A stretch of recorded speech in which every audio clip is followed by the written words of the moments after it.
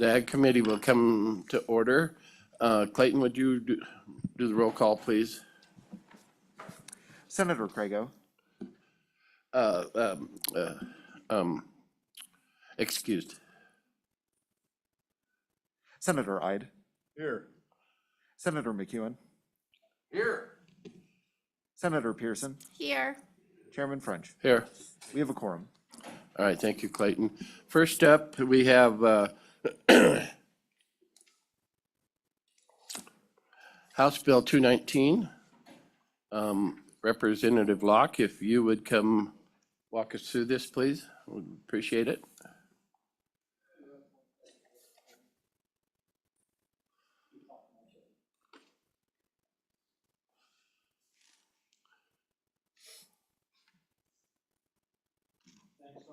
Yeah, no, you're good. You're fine. Thank you, Mr. Chairman, Yeah, take it away. and thank you, committee. I appreciate the opportunity to be here this morning.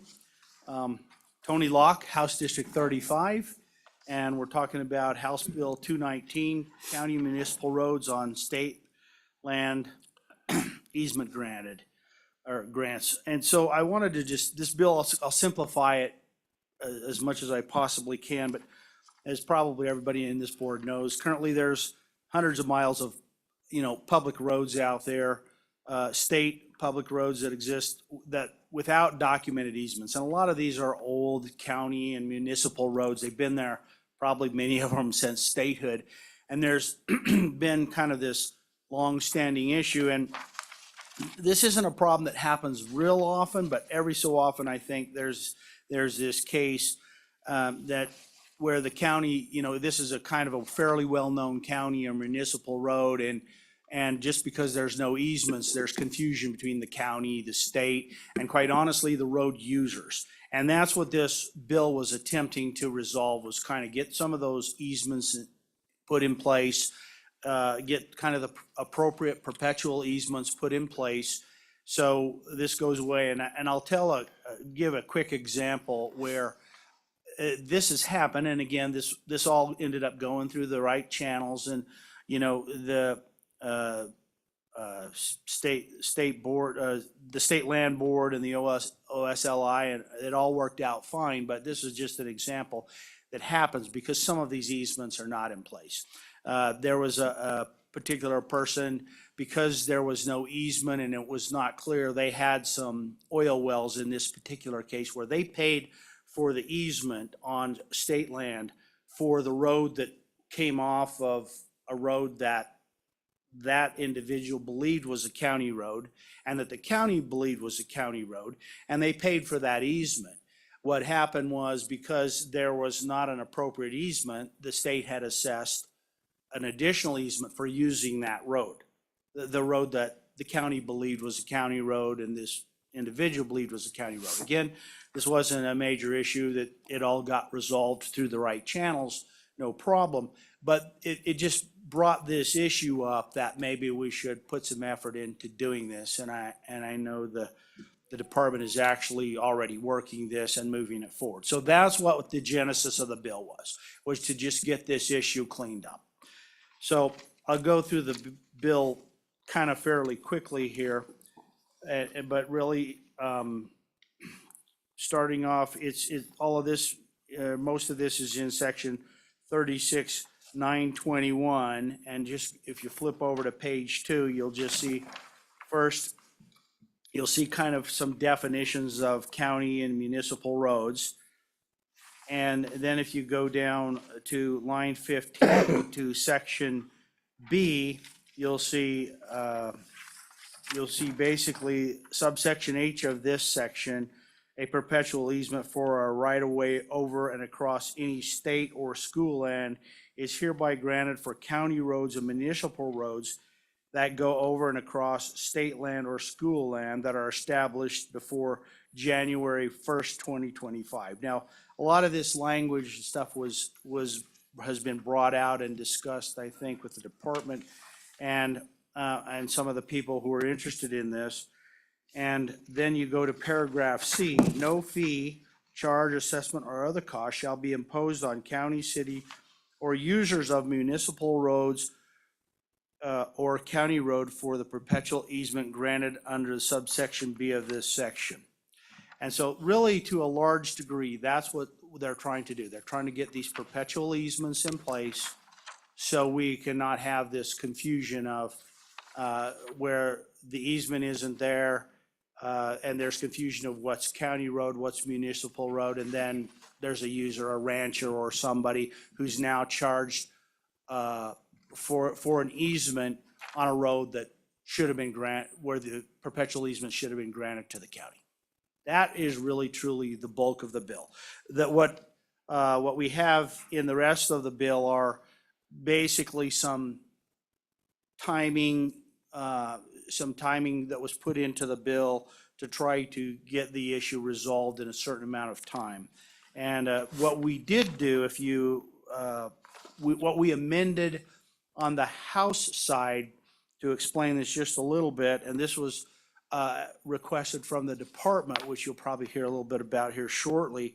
We changed a couple of dates in here, really just to accommodate the process that they're in the middle of using right now. And so what you guys will see in your engrossed version, you'll see a change on page 3 where we changed September 1st on line 15 to October 31st. This was a request to kind of make sure we accommodated their timeline for this year, because they wanted to make sure that this accommodated their normal meetings, and I know they've already got this process well underway. And then the one other change we made to the date on page 4, line 11, it said not later than 60 days after receiving all necessary documentation to effectuate an easement under subsection F of this section. They just asked that we extend that out to 90 days. We had discussed with them, does it need to be more or whatever? They were comfortable with those dates. So that is really truly the bulk of the bill. And now, if you don't mind, I wanted to make one additional recommendation that I did not think of when we put the bill together. If you'll notice in the bill, kind of everything is starting to be completed, should be completed, and on page 4, paragraph F, starting on line 4. This was giving some time, because again, I know the department is basically getting information, and this was giving some time for the counties and cities and towns that have these county and municipal roads where they need easements granted. It was giving them some time to provide them the proper documentation. What I realized in this bill is probably once we're getting out into that 2030 timeframe and we've given everybody time to do this, perform this task, this probably does not need to remain in the green books. This is me thinking out loud, and I just offer this up to this committee. I was thinking that maybe, I don't know what the right date is, but it's something for this committee to consider, maybe in July 1st of 2030 or something. Maybe we do an auto repealer on this. It's just me thinking out loud, and I wanted to offer that up to a committee that may not be a bad thing to do, just to make sure it doesn't hang around the green books. Because again, I know the department is diligently working this and resolving this issue. So that's the bill, and hopefully I've explained it well enough. If I wasn't clear, I'm sorry, but I stand for questions, sir. Any questions of representative at this point?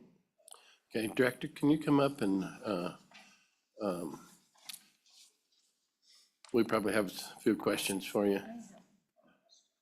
Okay. Thank you, Director. First up, Senator Pearson has a question. Thank you, Representative Chairman. Representative Locke. So these easements wouldn't affect, say there's a road that has some state, some county, some private on it. So what about private land easements that maybe have some state and county old roads on them as well?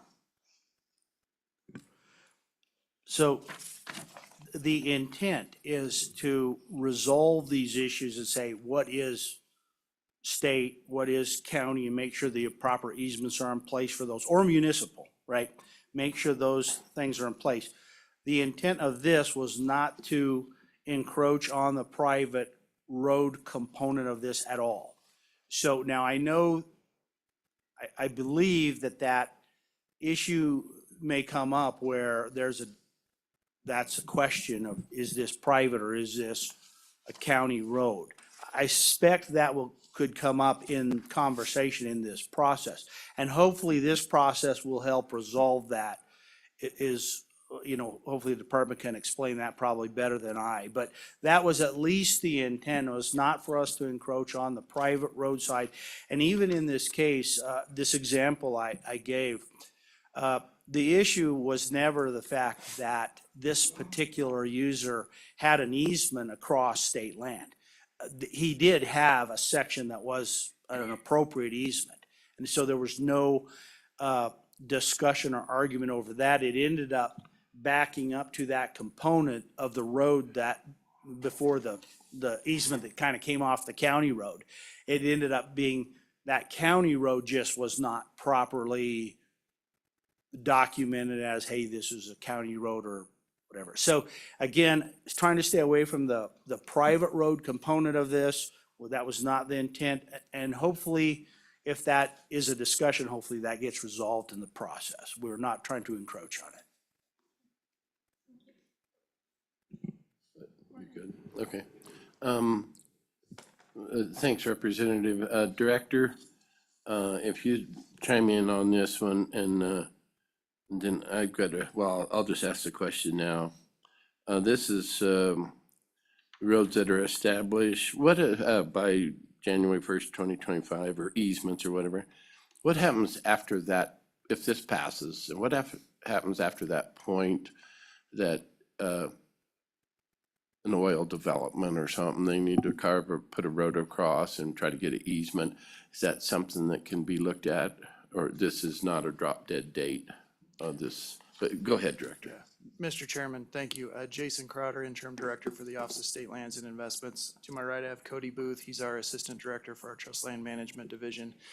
That's a great question, and I'll probably just walk through my comments and get to it at the appropriate spot. But one of the core reasons we have an easement program in the office is that state lands cannot be condemned, or you can't adversely possess state lands to put a road on. So the only other way to get that right of way through there is to get a grant of easement from the Board of Land Commissioners. And so the statute's clear that we have the authority to do that. And so we've promulgated rules through the Board of Land Commissioners to allow a process to complete that work. But it's important to note that that's why we're here, and we're not just granting easements willy-nilly, I guess, that there's a core purpose for it, that you have to get that grant of easement through the board, and that's through statute and through rule. Also, that we have to charge market rates. Obviously, you all know that we're a revenue generating agency, and the board's rules are very clear that we treat counties and municipalities and other quasi-governmental entities as if they were private, meaning that they're subject to the same market rates, they're subject to the same document providing application fees and all the other surveys and documents that we would require anybody else to do. We treat them exactly the same. One of the things that the Board of Land Commissioners has done, and this leads to your question, Mr. Chairman, a little bit, has given a reduction to counties who have built roads prior to 1974. So right now, the market rate for a road, and this is on average across the state, is about $2,400 per acre to get an easement across a piece of state land. And that's not just a rate for state land. We've gone out and looked at what do roads cost across BLM, what are private individuals charging, and so we're trying to charge that market rate, and that's what we feel the market rate is about $2,400 per acre. And I'm sorry, prior to 1975, 72? 74. Sorry. 74, what are they charged? Or are they charged at all if a road was put across prior to 74? They are. They're reduced from that $2,400 an acre down to $10 an acre. So that's the concession the board has made to the counties, knowing that those roads had been there probably since statehood, as the representative mentioned. And a little bit that counties need to budget for this. They don't automatically have a strong budget to pay for easements across state land. And as turnover occurs in those counties, they may not even be aware that they need an easement or that they have to pay for one. They've been accustomed to the private land world where they could condemn or they could adversely possess, or if the road's been there for a period of time, it comes to them for free. And I don't want to speak so much about that because I'm not, our jurisdiction only lies on the blue squares. We don't know anything about private land. And I saw a county commissioner in the audience who's very well versed in this, and you can ask those questions of him. But for us, we have reduced that from $2,400 down to $10 an acre. And we have worked with counties over time, over decades, as we find these situations, and don't give them a really hard and fast deadline to respond. We just say, you have a county road without an easement. It needs to have an easement. Let's work on getting that. And many of the counties are very responsive to us. They will work on getting a survey. They have those people on staff, and they'll work towards getting us that compensation so we can get them a grant of easement. Director, is that a yearly fee? No, one time. One-time for- fee, okay, all right, Mr. thank you. Chairman, one Continue. time for a perpetual easement for Okay. that fee, yeah. And it is 1974, so to alluding to your question, that's where the line is. If a county were to build a road after 1974, then they would be subject to the full market rate of whatever that is, wherever they are in the state of Wyoming. And if this bill were to pass, the same would be true after July 1st of 2025. If a county were to build a road after that date, we would be required to charge them the full market rate for that grant of easement going forward. This, as the representative said, is simply just a cleanup effort to clean up all of those that have happened in the past. One of the things I'd like to highlight, and he alluded to it, one of the reasons that this bill has come to pass is that there was a situation where an individual needed to access some oil and gas facilities that they had or were operating, and that road that they needed, we were going to put under a temporary use permit, which is our normal course of action. Any road to an oil and gas facility is typically authorized under a temporary use permit. However, that temporary use permit came off of a county road that did not have an easement. And so in our communications with them, and I grant there was likely some miscommunication here, but in our communications with him, it was that there's not an easement, there's not legal access from that county road to your oil and gas facilities. And if you need legal access, you may need to extend that temporary use permit, not just on the little 2-track or the smaller road you need to access your oil and gas facilities, but also on that county road. And we've had situations in the past where financial entities require legal access if they're financing that operation or any operation off of a county road. And when they call us, we have to tell them, no, there's not legal access because there's not a current easement in place. And if you require legal access, then we'll have to work with the county to secure that easement from the state, or we'll have to work with that entity, the individual you're loaning the money to secure access all the way across there. Typically, it's handled with the county. The county starts working with us. They understand the situation, and we get an easement put in place. But in this situation, we did make that clear that there was not an easement on the county road, and that if they needed one, the cost was going to be X to get your access fully legal across the whole road, which was much higher than what he actually needed. And like the representative said, Cody worked on this specifically, that it was all resolved, and I think we came to a great resolution on that and are now working with the county to get that county road under easement. So with that, Mr. Chairman, I only wanted to give maybe a couple more things. The representative made mention of some date changes. We greatly appreciate that on the House side. What that does is it allows us to actually promulgate rules in a certain amount of time to provide them for the Board of Land Commissioners in their normal course of regular meetings every other month. And then also, when we do get these documents in, to give the counties a grant of easement, when we're on a board cycle of every other month, 60 days may not hit just right. 90 days, certainly we get that every other month meeting schedule in the middle of that, and that's fine. But also, as he mentioned, we recognize this as an issue from that example that I just made mention of. And also, you guys who were on the committee last year recognize or remember that this may have been an interim topic over the summer. We had talked about that, but we took that as a direction that we needed to get on top of it and start cleaning these situations up and providing an inventory to the counties so that they could clean up their situations as well. So Cody and his crew took that initiative. They're half done with that inventory right now. So the date of August 1st, I believe, for that inventory to be provided to the counties is something that's completely attainable because we're already doing that. I think one of the things that the representative also mentioned was the repealing of this at the end of 5 years or July 1st of 2030. That's a very good thing, I think, in our minds, for cleanup, especially in operations when we get to 2030. One of the components of this bill is that the counties have between now, if it's passed, between now and 2030 to provide all the documents to us to be eligible for a cost-free easement for the roads that have existed prior to January 1st. If they don't respond in those 5 years, then they're back to what our original rules were, the $10 per acre if it's prior to 1974, those types of things. So that what the repealer does is give that opportunity to clean up this situation, but then remove it if the counties don't respond, or remove confusion if there's a new road built after January 1st, 2025. I'd just highlight an example that we currently have in statute with the improvements on grazing and ag leases. There was a situation where grazing and ag lessees were not getting their improvements approved by the board as they're required to do.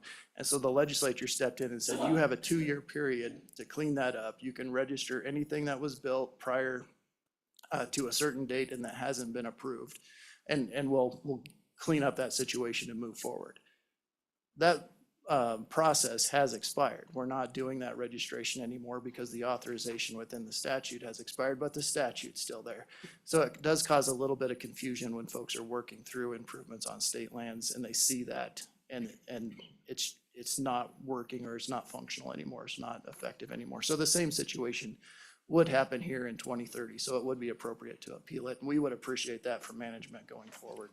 So with that, Mr. Chairman, I'm happy to answer any of the questions. So I'm clear, Director, what do you want repealed or changed?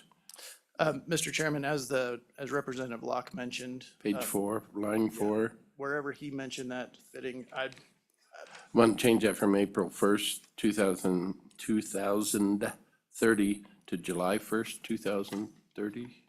Is that? So, Mr. Chairman, I think what he was doing was adding a paragraph, and if he's still here, he can describe it, but adding a paragraph that would repeal this automatically on July 1st, 2030, but adding a new section. Yeah, come on. So we have this clear while we're thinking about it. Representative, go ahead. Thank you, Mr. Chairman and committee. Yeah, my thinking was that the changes that we even made, all of the changes that we probably made through this statute, I don't think we want to make, I think repealing the changes that we made to accomplish this, putting some of the paragraphs we added, as well as where we've made amendments, I think we can repeal basically all of what we've done with this bill. So if we put just a general repealer that says the amendments and things that we made, because really most of the amendments and changes we made to this were largely, to this area of the statute, were largely just to accomplish this process, right? So I think we can put a general repealer at the end that says, hey, we're going to remove the changes on July 1st, 2030, if that timing is reasonable for everyone. I didn't think we wanted to leave this open-ended. I think the intent with us doing this, no fee changes and some of these things that we put in here, I don't think that's really ongoing. I think we want to get the statute back to its original state once we've done this cleanup task, was my thinking. And hopefully that's consistent with other people's opinion and the director's opinion as well. I'm hoping so. Okay.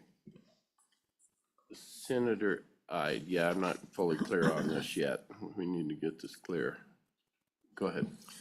Thank you, Mr. Chairman, Director, Representative Locke. I'm sorry, your name again? I'm Assistant Director Cody Booth. Thanks, Cody. We're on need some clarity. This is there a standard on the width, number one, of these easements? And number two, the $2,400 per acre, why is it per acre instead of per rod or per lineal foot? I don't quite understand how you calculate that $2,400 per acre. And those are my first two questions. Thank you, Mr. Chairman. Go ahead, Director. Mr. Chairman, Senator, they're good questions, and what we're doing is giving you a generalization. We're assuming a lot here, but typically our roads are 30 feet wide. They could go up to 66 feet wide. We do charge on a per rod basis, but the rule that we give the rate reduction on is a per acre basis. So what we've done is converted the per rod on a 30-foot width basis to an acreage to make the comparison of $2,400 down to 10. But the county can come and request any width they need. Typically, it's anywhere between 30 feet and 66 feet, depending on the road. Okay, that answers your question. Okay, go ahead, Representative. Mr. Chairman, if I could be a little clearer. So basically, you'll see that in section 1, this 36-9-121 is created to read. This would What really page are be- you on? Sorry, Oh, page 1, Page 1? line 11, I'm sorry. Okay, But so you'll see in section 1 there, it says 36-9-21 is created to read. right. So really, I believe the repealer probably should just take out that 36, should repeal 36-9-121, the parts that are added here. Can you kind of see that? I believe that's the piece we want repealed. Would you agree? So if we make a motion to repeal 36-9-121, we're good to go? That's what I believe needs to be done, sir. Okay. All right, anything else? All right, Director? Or Cody, Just- either one of you? One more thing I forgot to highlight. I make this statement, we're a revenue generating agency and never talk about revenue, so I should be flogged when I get back upstairs. But this is a revenue stream for us. If these easements, instead of being charged on the $10 per acre, were charged at 0, we would be looking at losing $24,000 in total for those permanent easements. So that's not a lot of money, but it's a significant reduction for these county roads. But we do want to make sure we talk about every dollar that would be coming in. Yeah, I think we understand that. Thank you much. Is there any other public comment on House Bill 219? Anybody in the room? Clayton, I think we have a couple people online, possibly. If you'd bring in Tom Van Cleef or Dave North. Looks like there's two people, whichever comes in first there.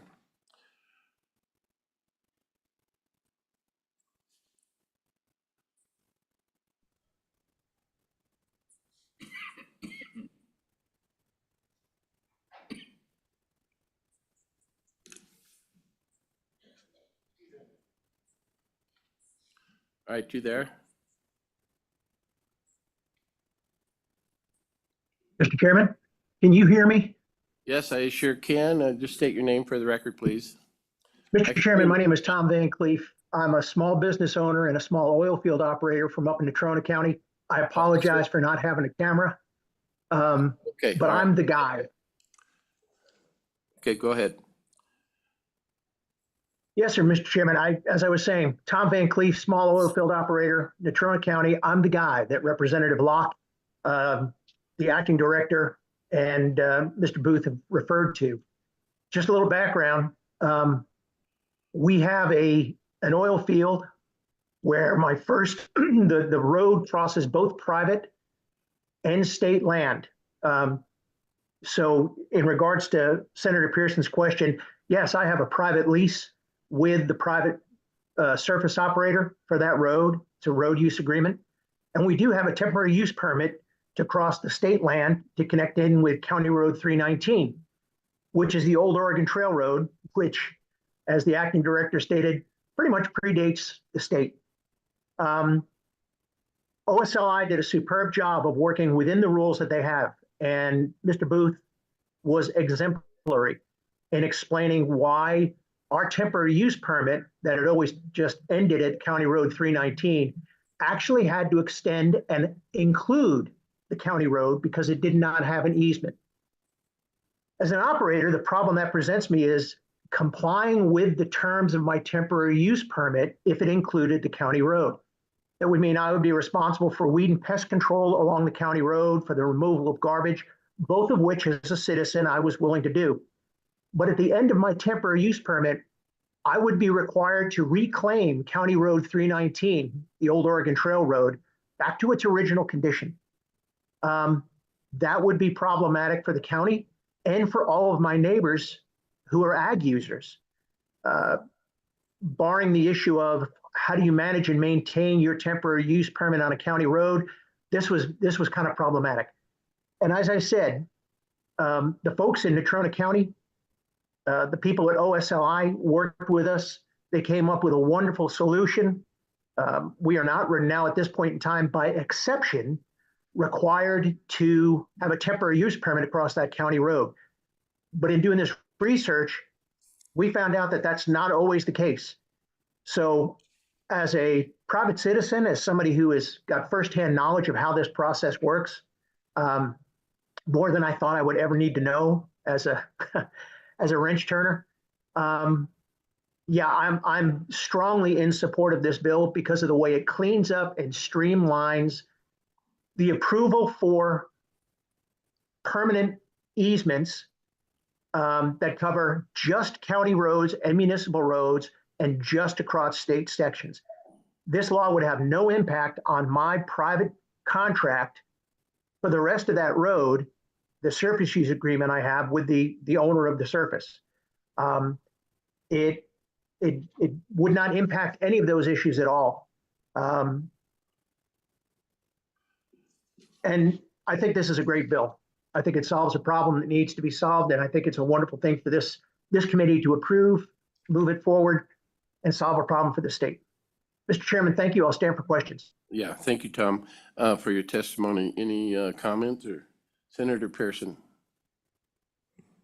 Thank you, Mr. Chairman and Tom. So my question would be, do you agree with the repealer on this in 2030?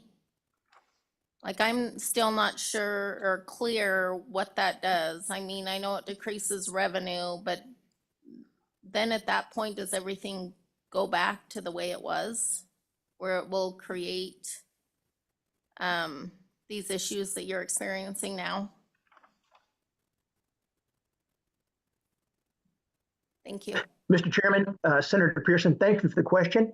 My understanding of reading the bill and following this very closely is what this does is it gives the counties and the state a specific time frame. It gives them a 5-year period with which to go through, identify the county roads or the municipal roads that are on state land and don't have an easement, and submit those to the state and get the process completed so they can get these no-fee easements. After 2030, if a county, and this kind of holds the county's feet to the fire, it's not an open-ended thing. If after 2030, as the acting director said, you've got a county that comes up or a municipality that comes up and says, oh, gee, we missed this road that's been there since 1825, then that would use the original rules, because once this bill is repealed, we go back to the original $10 an acre discount before 1974, or, and I didn't write the number down, I think the acting director said it was about $2,400 between 1974 and whenever it has to be permitted. I think that's fair. I think it gives the counties plenty of opportunity, the municipalities plenty of opportunity to address the issue. It limits the impact on OSLI. And from a Wyoming standpoint, it's fair and square. You got 5 years, let's get it done. Once it's done, we go to the rules. Any new roads have to either have a temporary use permit from industry or apply for an easement for a county or a municipality. And I think it's important to note that this bill does not change or impact industry or ag's requirements and responsibilities as far as roads that we own and operate that cross state land. We're still going to do temporary use permits. We're happy to do it. And it's a privilege to be able to access my field that started in 1942 and get there across a section of state land that I am happy to maintain and keep just about as pristine as you can.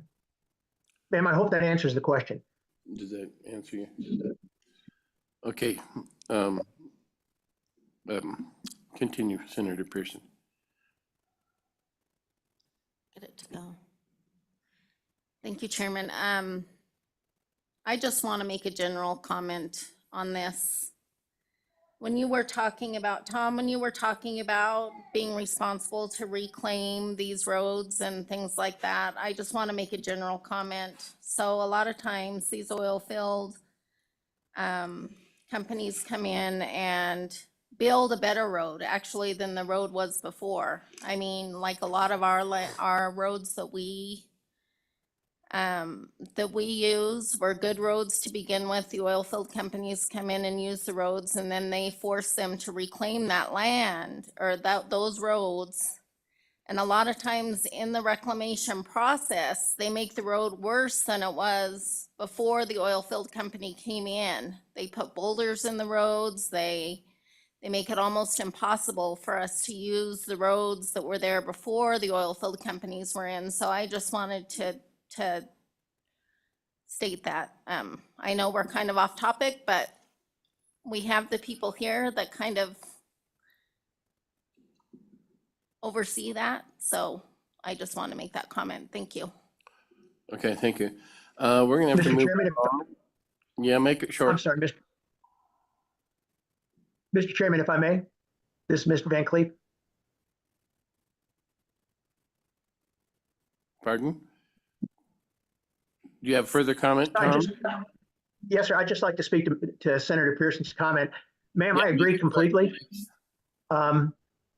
There are options at the end of the lease period where across private land, a lot of times we will leave those roads in place as an improvement for the use of the landowner. When we cross state land, I'm sure the acting director can discuss this, but in my case, there's a grazing permit on that state section, and I'm sure that we'll be able to leave the state better than we found it. Because you're right, a lot of times the reclamation is challenging in our rangeland. Our friends at the federal level are not quite as flexible, but there is a way to work that if we need to. So I agree with you, and I think I'm with the Petroleum Association as well. I'm on the board. I represent the shallow end of the gene pool, and I know that we want to leave Wyoming better than we found it. Thank you, Tom. So thank you.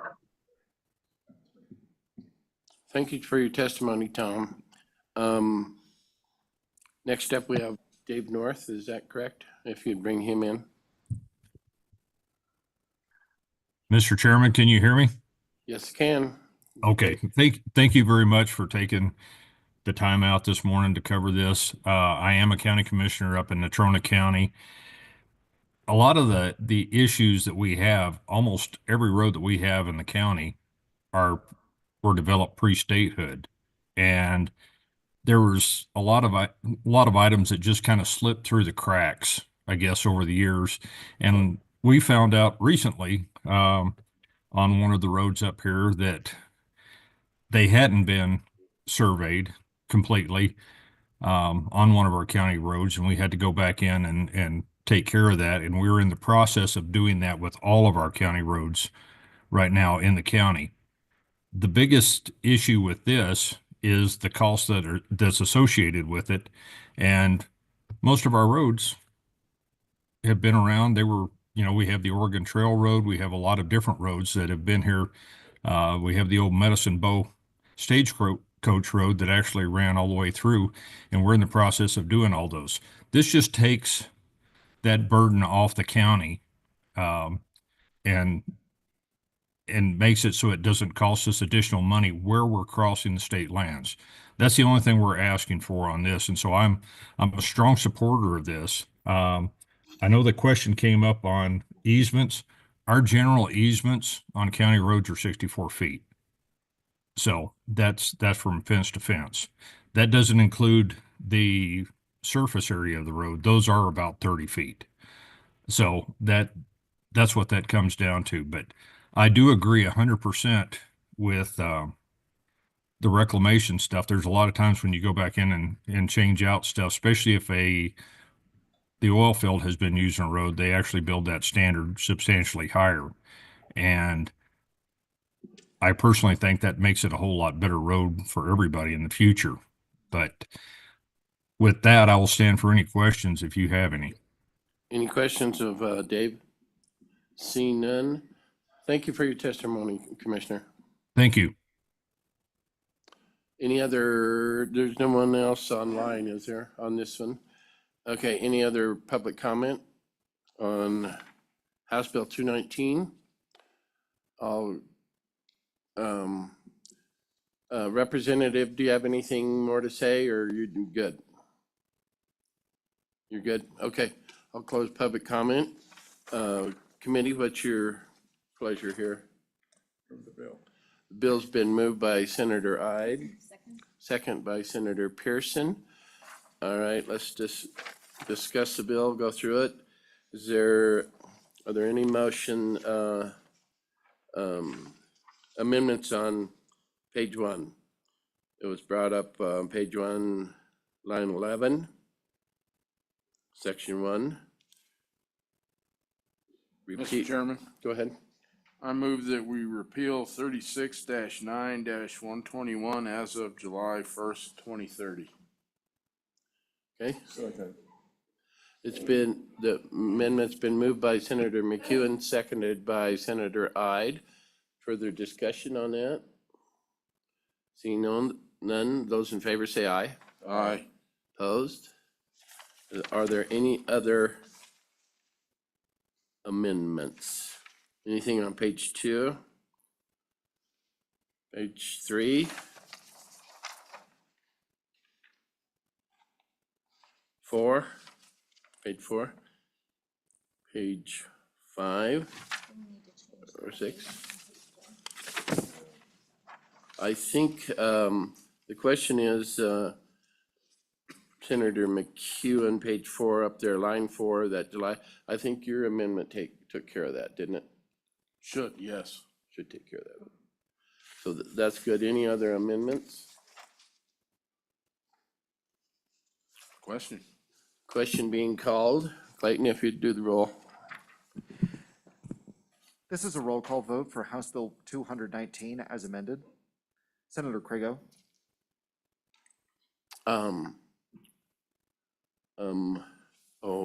Yeah, just a minute here. Let's back up a second here.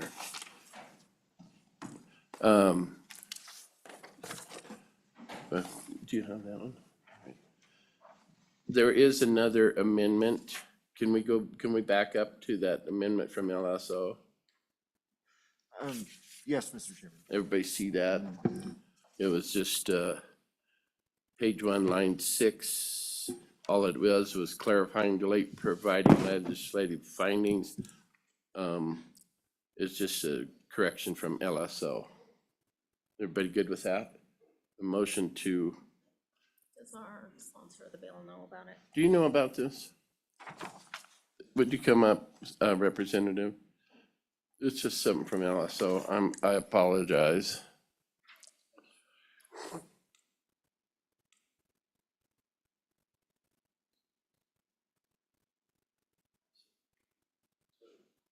They're just deleting that out of the title. It's not, I think, on line 6. Yeah, line 6. Being providing legislative findings. Yeah, because I don't really think we put findings in there. They're probably just deleting that from that. Right, right. So that's good. All right, is there a motion to include that amendment from LSO? I'll make the motion. Motion moved by Senator Pearson, second by anyone? Second by Senator Ide. Those in favor say aye. Aye. Opposed? My apologies for that. Forgot about that one. Now on to the roll call. He's excused. Let's leave that vote open for Senator Crago. Okay, resuming a roll call vote for House Bill 219 as amended. Senator Ide, Aye. Senator McEwen, Aye. Senator Pearson, Aye. Chairman French. Aye. Mr. Chairman, that is 4 ayes. Okay, all right, thank you, Clayton. Next up, yeah, we. Remind me of it on the next bill too. Next up is House Bill 221.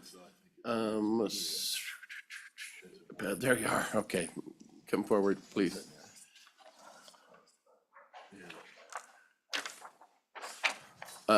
Thank you, Representative. If you would go through House Bill 221, please. And just state your name for the record, and sir, if you would too, please. Thank you, Mr. Chairman. Representative Pepper Ottman, and I'm bringing to you today House Bill 221. With me is one of my constituents, Steve Garland, and he'll be here just for backup or to answer questions that you may have. Okay, This bill is called the Bighorn and Domestic Sheep Relocation Effective Date. And what we did in the House before that was on page 1, line 1, and you probably have an updated version, but it was amended. Instead of saying removing, we put amended on line 1. And then on page 2, line 7, we are changing the date from January 1st, 2026 to January 1st, 2028. And we were able to make that amendment and get it passed through the House. So that primarily is what the bill is doing. We have a situation which we can explain a little bit more to you about it, but we'd like to be able to get the regulation that we need, the protection, hopefully from the federal government, protection so that if the sheep are there, that there could not be an issue where the grazing could be taken, or there's a lot to it, or the RMP opened. That was one of the main things. And with everything that happened with Rock Springs and different things, this is just protection to give us 2 years. We worked with the wool growers, stock growers, Farm Bureau, different ones to all come together to make that, and Game and Fish, and felt as though just the change of the effective date would suffice to make all those things and give us the time for that to work. So you, the second before we go on. So you feel that 2 years is enough of a time extension to get the answers that you are looking for from the federal government on that they won't change the grazing rights or whatever? Mr. Chairman, if I'll just let Okay, Mr. that's fine. Garland go into some explanation, if that's all right. Okay. Mr. Chairman, committee members, my name's Steve Garland, as we said, and my wife and I and 2 of our 4 children and some grandchildren ranch along the Sweetwater River, right in the shadow of these rocks we're talking about. I'm here today to ask for your support for this bill, 221. A little history, Senate File 118 became Wyoming Statute 11-19-605 last session when it was passed by this legislature. The purpose of that bill is to provide protection for landowners and federal permittees around the Sweetwater Rocks if the Game and Fish decided to reintroduce bighorn sheep into the area. Senate File 118 had an effective date of January 1, 26. The bill, while appreciated by the landowners, was designed to work in tandem with federal legislation to protect federal grazing rights. Unfortunately, state law alone cannot do that. To prevent complications like those experienced at the Rock Springs RMP, we are seeking federal legislation to keep them from opening the Lander RMP. The Land Resource Area Manager said in a public meeting in Jeffrey City that if the Game and Fish introduces sheep into the rocks, he will have to open the RMP because there's no language in it addressing bighorn sheep. House Bill 221 only changes the effective date of Senate File 118, moves it to January 1st of 28, hoping we can get federal legislation in that time to protect our federal grazing rights. We do have some positive feedback from our federal legislation or legislators that say they're willing to help us with that if they can find the right place to put that bill. Again, nothing else changes in Senate File 118 except for the effective date. I appreciate your consideration of this bill. I appreciate your support of Senate File 118 last year. This bill has the full support of the Wyoming Stock Growers, Wyoming Wool Growers, Wyoming Farm Bureau, and the Independent Cattlemen of Wyoming. With that, I thank you and I'll stand for any questions you have. So, sir, you feel with a 2-year timeframe extension, you'll have the answers whether or not that land or RMP will be reopened or be left alone? We're very hopeful with the new administration that we can get some federal legislation to protect us. Director Bruce is working hard on that, and I'll let her speak to that, but we're hopeful we can do it in 2 years, yes. Okay, thank you. Any questions of representative or, I've already forgot your first name, sir. Steve. Steve. Any questions? All right, stick around. Open it up to public comment. Anyone like to comment on this? There's a person that, Angie. Okay.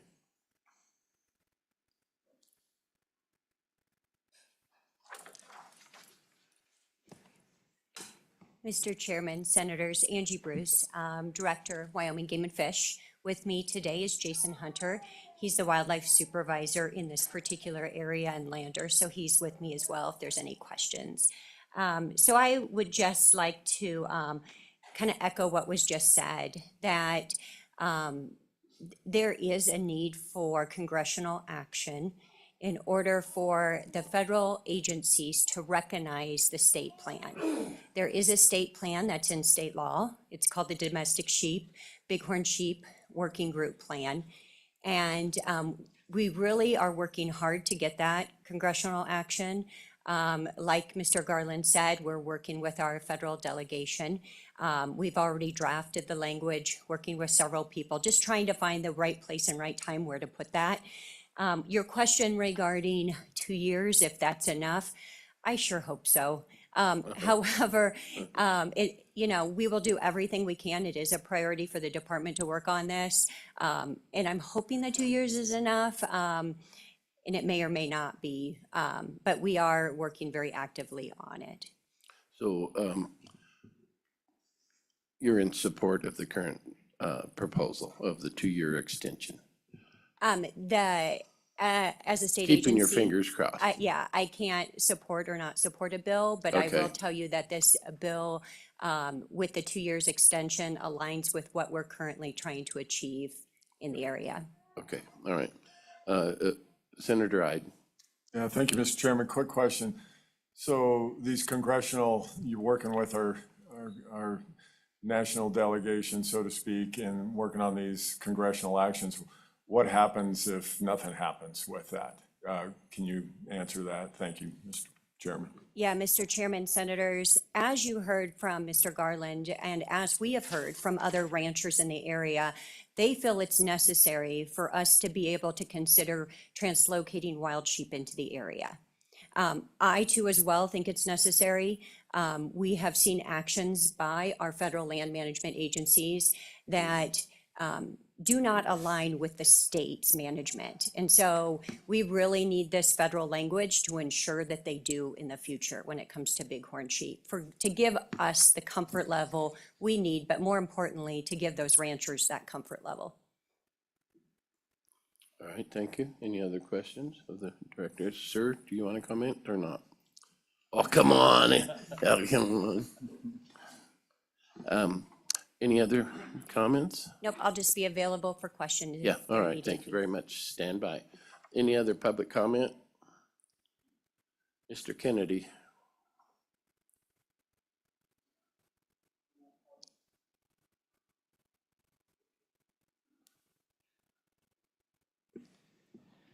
Mr. Chairman, Keith Kennedy on behalf of the Wyoming Wool Growers. And I would just like to, we fully support this bill. We also wonder a little bit about that time as you have, Mr. Chairman, but I would say that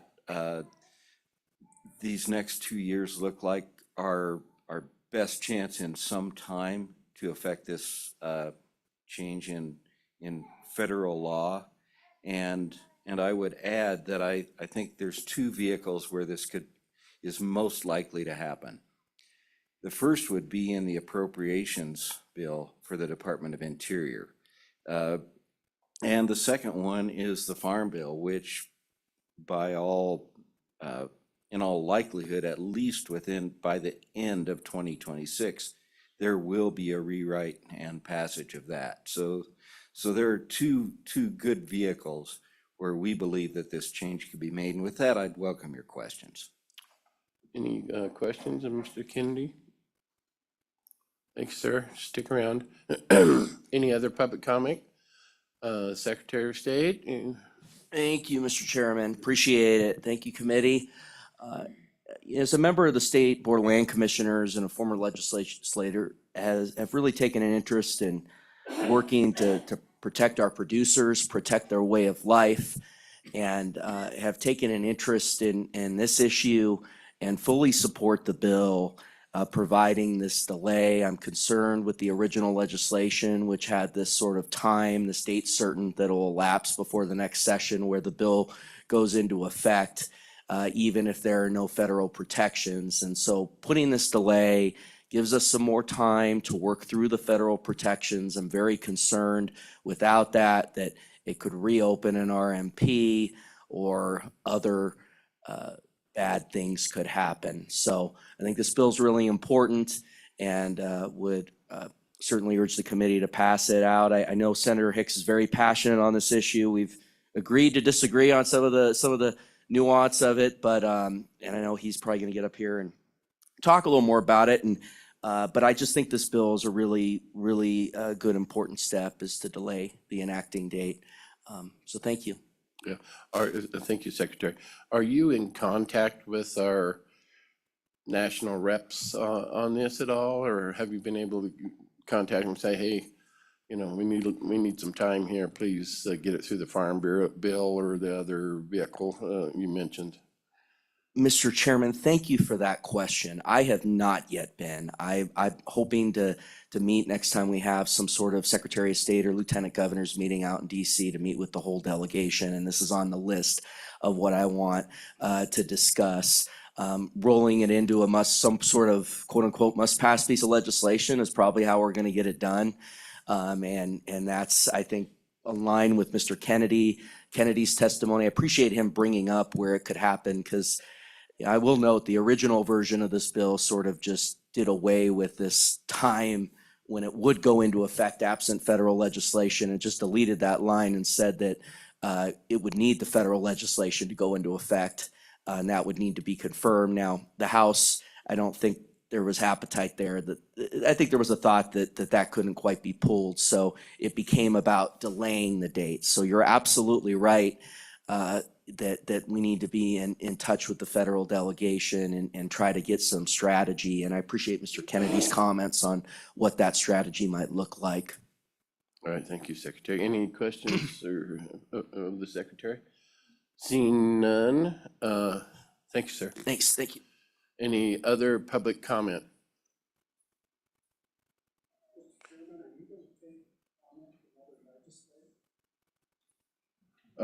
See that again, I'm sorry. Mr. Chairman, I was asking you if you're going to take comment from other legislators. We routinely don't comment on public comment. Is there any comments from other legislators? There you go. Senator Hicks. Thank you, Mr. Chairman. It's always interesting to be on the other side, having spent my first 4 years in the legislature on this committee and then coming back and chairing it for a number of years and then serving with you guys the previous 2 years. It's always a pleasure to be before the Agricultural Committee. So, Mr. Chairman, I think we need to understand the nature of the issue that we're grappling with here and specifically what the bill does. And I would just remind the members of this committee, and let me first go through the bill, Mr. Chairman, because it's very important to help understand what the bill did, because contrary to some of the previous testimony, and all due respect to Mr. Garland, state law can, in this particular case, protect those landowners, and I'll get to that in the bill, Mr. Chairman. And so we started this bill last year in the Senate, and it was a negotiated bill with wool growers and then many of the there was a couple landowners in the area involved with it and all the affected interests. But it starts out with legislative findings, and it says the legislature finds and declares that it is the state's policy to vigorously defend the interests of maintaining and enhancing viable livestock operations on public land in conjunction with the conservation and maintenance of healthy bighorn sheep populations in the state of Wyoming. These two policies promulgated by the state of Wyoming are not competitive, they're mutually compatible. And we have that evidence, Mr. Chairman, in the fact that in 2004, the state of Wyoming led the nation in developing the domestic bighorn sheep working plan. The legislative body in 2015 codified that into law.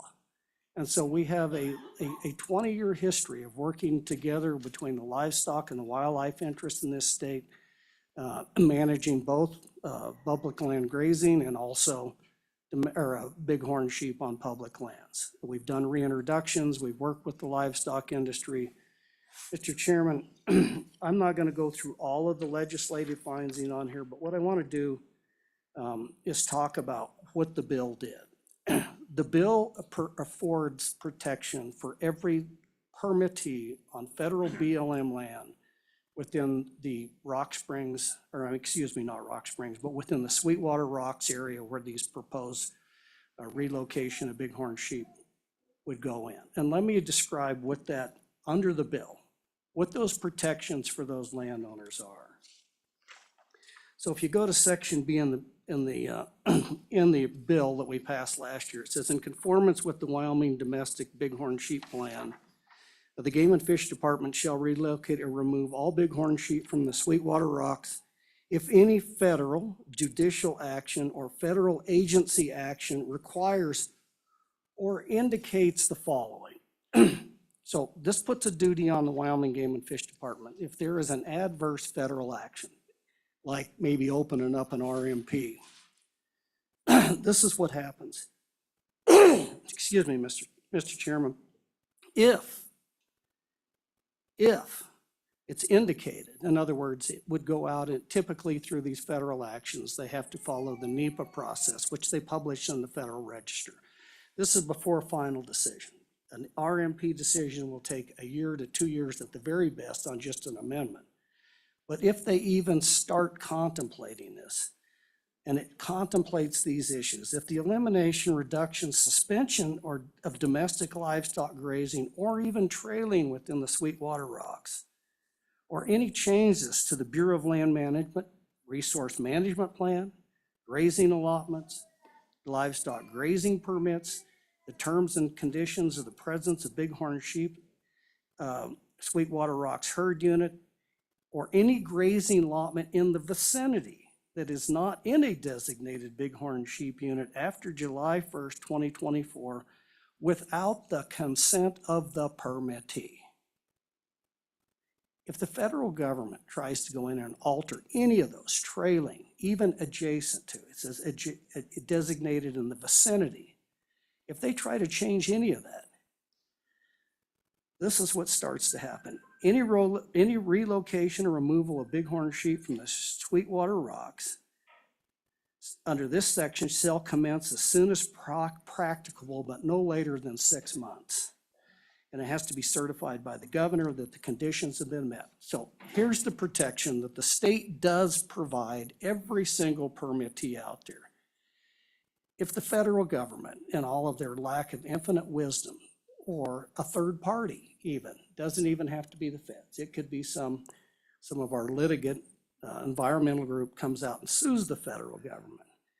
If that happens, the Game and Fish Department will remove those bighorn sheep. And it is at the order of the governor under here. So while we can't overturn state law, we can certainly completely remove the issue that caused the potential action anyway. There will be no bighorn sheep. Within 6 months, the department will have to remove every single bighorn sheep from that area.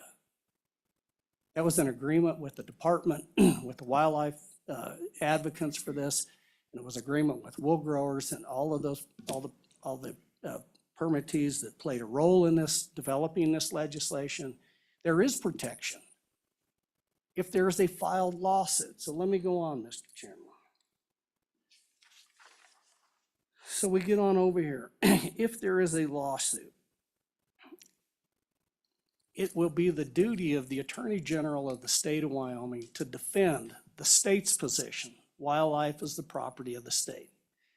Our legislative finding says we are going to protect those federal grazing rights.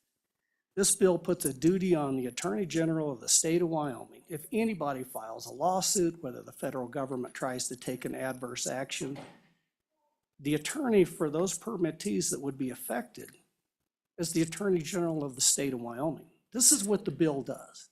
It affords those protection for those permittees that we're not going to let the federal government come in, alter, change, reduce AUMs, any of those actions. If that starts to even look like it happens, if they publish in the Federal Register that they're going to contemplate any federal action, the duty is on the Game and Fish Department at the direction of the governor to remove those bighorn sheep.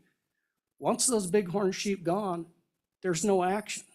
If the action is related to the bighorn sheep to reduce AUMs, and the bighorn sheep go away, it's a non-issue. This is unique.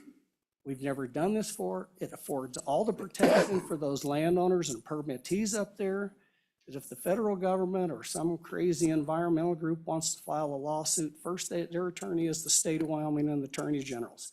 Second, we're going to remove the causic action, which is the bighorn sheep themselves, from those allotments or in that vicinity where any of these federal actions would occur. Mr. Chairman, that's what the bill does. My concern with extending the extension of the date is I want to just walk you through the history of this. So this bill left the Senate last year on a 30-1 vote. It had an effective immediately. In third reading in the House, there was an amendment that was put on here and said, we're going to put this effective date out till July 1st of 2026. This bill went to a conference committee. Senator Ride was a member of that conference committee, and we went in there and we negotiated and we moved significantly to the House's position. We had an effective immediately. They had a July 1st. We moved this 24 out of the 24 months, or the 30 months that the House wanted to delay it. We moved it and said, okay, we understand, let's move this out. And I think Senator Ride can recollection, one of the reasons that we moved that back a little bit is to make sure that this didn't just languish out there because of this date that's way out in the future. And so as a result of that, it came back in concurrence, that passed the Senate 30-1. And I would just remind everybody on this committee, except for our new senator, that you consistently voted for this bill. And we voted for the compromise, which we significantly moved towards the House's position. And so we came back, we've now put this out to January of 2026. In the interim, those affected interests have got together, representing the livestock industry and the wildlife industry. We have proposed legislation now sitting with our delegation And again, I think this was astute by Senator Ide saying, let's don't kick this can down there because it'll get put off and put off for a period of time. And so there's already proposed draft language for our congressional delegation. Those groups worked extensively this summer to try to come up with that, to be prepared as an opportunity arises to get that federal language change. It still will be difficult. In the end of the day, Mr. Chairman, with the protections that are in this bill for those livestock permittees, it never ceases to amaze me how much we do not like the federal government telling us how to do things in the state of Wyoming. And now we're saying we are incapable of working with our livestock and our permittees on public lands and to afford them protections. But we're going to wait for the federal government to give us permission if they decide to change. Those protections are in the bill. Members of the committee, I would recommend that you defeat this. We've passed this 2 times in the Senate with 30-1 votes. In the original bill, in the concurrence on the conference committee where we moved significantly to the House's position.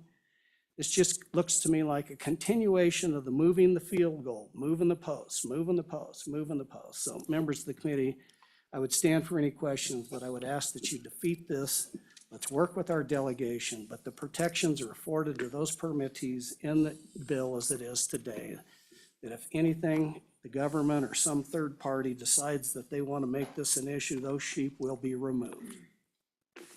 Okay, any questions of Senator Hicks or comments? Senator Hyde. Yeah, thank you, Mr. Chairman. Senator Hicks. I guess I still have a lot of questions on this. I mean, number one, I don't know how big an area what are we talking about? We're talking about the Sweetwater area and probably others in the state. And I guess, kicking the can down the road, I'm not fully convinced right now with some of the testimony today that this harms anybody at this juncture. I mean, I hate being subservient, obviously, to the federal government, always. But to me, this looks pretty benign that we're right now, it sounds like it's getting some traction. We're getting our congressional delegation maybe up to speed on this thing. And maybe a little more time here is worth extending this out. I don't like to do anything to comply with the federal government, to be honest with you. I mean, all of our federal lands should be our sovereign and jurisdictional area. So, but from the testimony and the people that are affected by this, I think that the argument is kind of leaning in their favor, in my opinion. Thank you, Mr. Chairman. Thank you, Senator. Any other comments or questions of Senator Hicks? Go ahead. If I may address Senator Iden. So you guys, ladies and gentlemen, remember we had a bill about preference points here not too long ago for bighorn sheep, and those 30,000 people that have invested literally close to millions of dollars into those applications. That's the other side of the equation here. Wildlife's the property of the state. We both have friends, many friends that either make a living off of just professional outfitters and landowners that derive income off that. It's not a one-sided equation. We have to balance the interest of the broader public, our constituents, those 30,000 people that have bought sheep, and the interest in the livestock industry. This provides those protections for the livestock industry. I'm also cognizant of the fact that, and I think Senator French, many of you have had many conversations, you probably have more people that pursue bighorn sheep in your district than anywhere in the state of Wyoming. Those populations are declining. This reverses that trend, that maybe you don't have to be 70 years old and apply for 40 or 50 years to be able to draw one of these once in a lifetime opportunities. And so we're just trying to balance the demand for the resources, afford the protection for the livestock industry, that they deserve the full backing of the state of Wyoming and those landowners and permittees up there. We've done that with this bill. we're at a position now, we need to address both of those issues by kicking the can down the road and abdicating our responsibility to manage wildlife and protect our livestock industry to the federal government. Mr. Chairman, in my opinion, is just something that I personally will not support and cannot support, saying that the feds get to decide if and when we can reintroduce bighorn sheep, when I fully believe that we've done all the protections that are necessary to protect those interests. It's a balance. Unfortunately, those 30,000 people that have bought preference points for bighorn sheep couldn't be here today, Mr. Chairman. All right, thank Thank you, you. Senator. I think we're all trying to get to that point where there are more sheep that are available to be hunted, but yet protect those private individuals, their rights. So I think we're all working that direction. Just my personal comment. Is any other, Senator Pearson? Then we're gonna have to move right along. I think with our last bill, we may have a couple people want to speak to that one. Thank you, Mr. Chairman. So I'm in favor of this. So being in ag and being in the sheep business, I've seen across the country where people's leases have been taken away because of the bighorn sheep. Blaming domestic sheep for disease outbreaks, things like that. I was on a conference call with a few of the livestock producers in this area, and they agree with this bill. Once again, we are not repealing Senate File 118. We're still going to have those protections. This is just giving us time for the federal government to, for us to get some things in place. It's still giving us those protections, but need I remind you the other things that the federal government has introduced on our lands and has put a lot of livestock producers out of the business. So I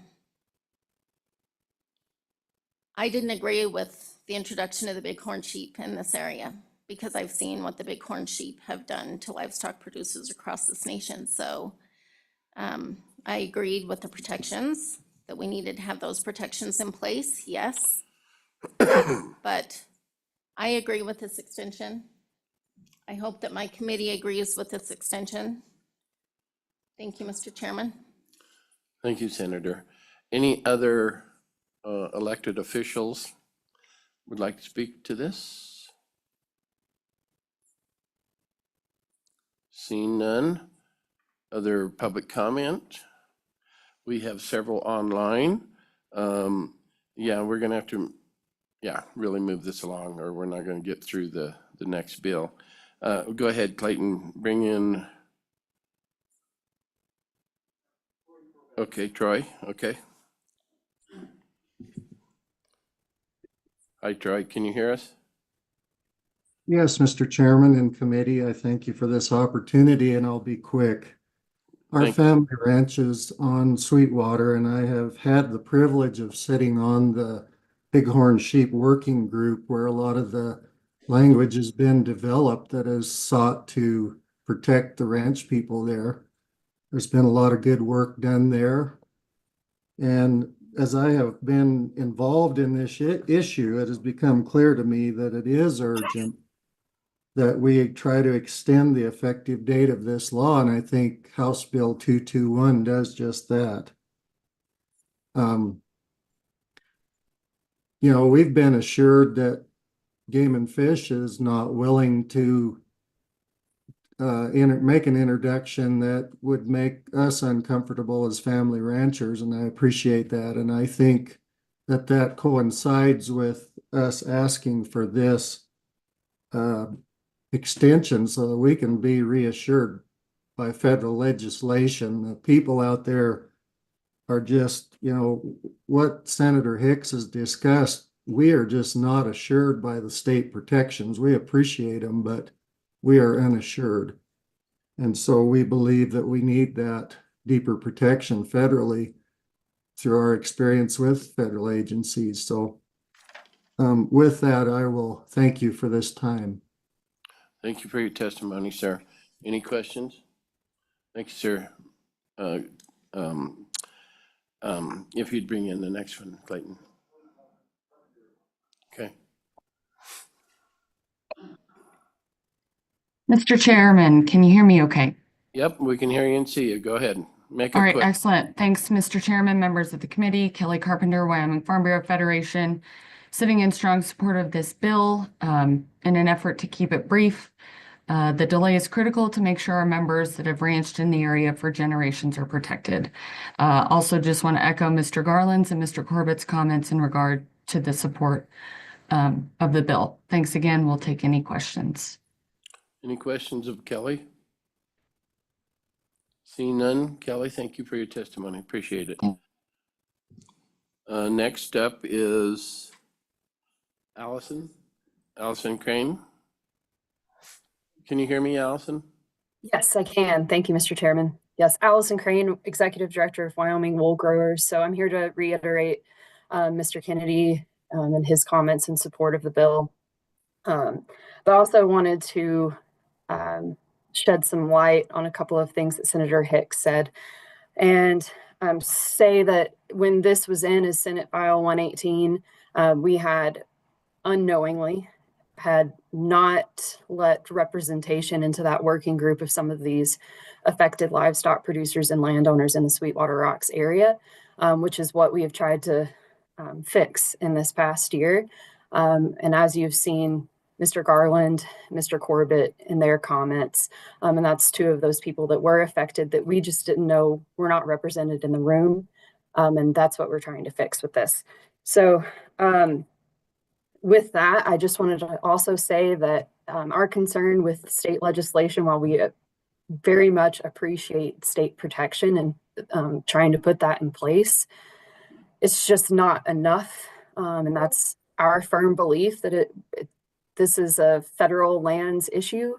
And once the RMP is opened and this is deemed a bighorn habitat, that it doesn't matter if we continually remove those bighorns, it will forever be a bighorn habitat, and we will have to manage it that way, or the BLM will, even if they agree with the state law. So that is our major concern with this bill. And I wanted to encourage everyone that this 2 years, we are concerned about that. We are pushing. Everyone in the working group is highly motivated to get this federal legislation done very quickly. There will be no languishing on getting this done.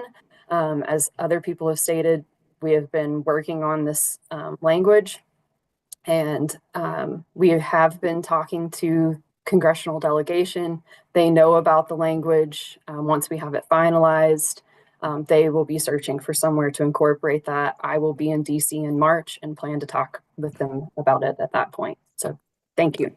Yeah, thank you, Allison. Any questions of Allison? Seeing none, thank you for your testimony. Appreciate it. Thank you. That's everybody that's online, right, Clayton? Any other elected officials want to comment, or the general public? All right, public testimony is closed. Committee, what's your preference here? The bill has been moved by Senator Pearson. Is there a second?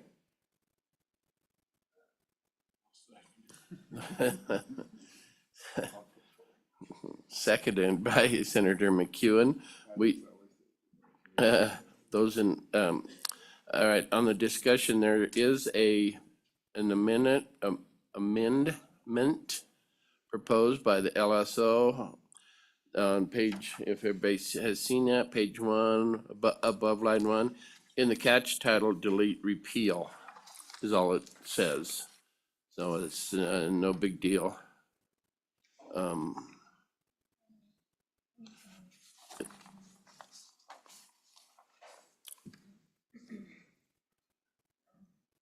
Anybody move that amendment?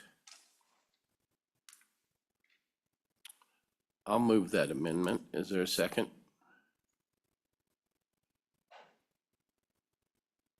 No, I'm reading. I'll second. This comes from our LSO people, just to clean up a little bit of language there. Those in favor say aye. Aye. Those opposed? Did you get that, Clayton? All right, thank you. All right, back on the bill. Is there any further amendments or any comments? Senator Ide. Yeah, thank you, Mr. Chairman, and thanks for the testimony from everybody. Senator Hicks back there made a lot of good arguments, but I think that the people that are most affected by this, there's not anybody that's really on the ground and faced with the consequences are all in favor of this bill. And, I have to lean that direction and be in favor of this bill. I think the timeline, you hate to kick it down the road, but it's not that far out. Gives us time. It sounds like congressional delegation is maybe got a little more fire under them on this now. So I think it's probably good to get it up to the floor and flesh it out even more. So on for the bill. Thank you, Mr. Chair. Any further comments by the committee? Sounds like we're ready for the question then. Clayton? This is a roll call vote for House Bill 221 as amended. Senator Crago has left a absentee vote form of aye. And this bill is as amended. Okay. That's All right, correct. go ahead. Senator Ide. Aye. Senator McEwen. Aye. Senator Pearson. Aye. Chairman French. Aye. Mr. Chairman, that is 5 ayes. Okay. House Bill 221 as amended has passed. Okay, on to the next thing. Next up, how many people first off, how many people in the room want to comment on this bill? 5 or 6. There's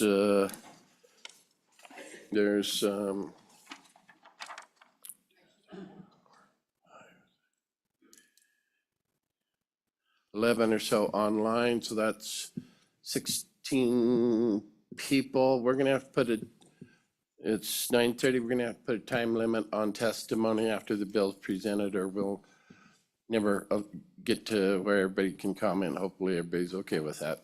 All right, if you proceed to explain the bill quickly. Thank you, Senators, for having me today. I'm Representative Jamie Lean, House District 38. Before you is House Bill 32. It codifies into law what is a man and what is a woman. I'm grateful that it was sent here to the Agriculture Committee, as we understand as breeders what that looks like. President Trump gave some guidance for the federal agencies and an executive order to make sure that it was in federal agencies and statute that the federal law takes care of what is a man, what is a woman, protecting prisons, locker rooms, men and women and girls sports and the like. But the Wyoming legislature has a responsibility to our citizens to codify these terms and ensure our laws are always based with objective truth and protecting women and men as they are written to do so. The federal government can't provide our state laws. Wyoming Constitution, Article 6, Section 1, provides for us that male and female citizens are to enjoy equal rights. And then again, in Article 1, Section 3 of the Wyoming Constitution, the provisions for which Wyoming has earned her nickname, the Equality State. In the essence of time, I'll give you a brief overview of the bill. The most important meat of this bill is on page 2, lines 13 and 19, where it defines male and female.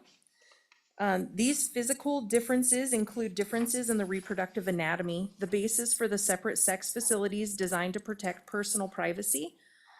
That is why we move this away from the chromosomal, and it's on a blue sheet, is that we've updated the definitions to make sure that they are legally defensible in a court of law. As you go further through the bill, there's more definitions about woman, girl, boy, man, mother, father, and then it gets into the framework of generational framework for separate bathrooms, locker rooms, prisons, boys' school, girls' school, and the like. This is to give the judiciary branch a tool in their toolbox to define what is a male and what is a female. We want to do this to protect all rights and not attack any one group. This is to provide equal protection for all persons within the state of Wyoming. And with that, I stand open to any questions. Any questions of the representative at this point? Thank you. Stick around. Anybody in the audience that's wanting to testify, if they please come to the front row, so that'll help speed this up. So everybody has a chance to comment.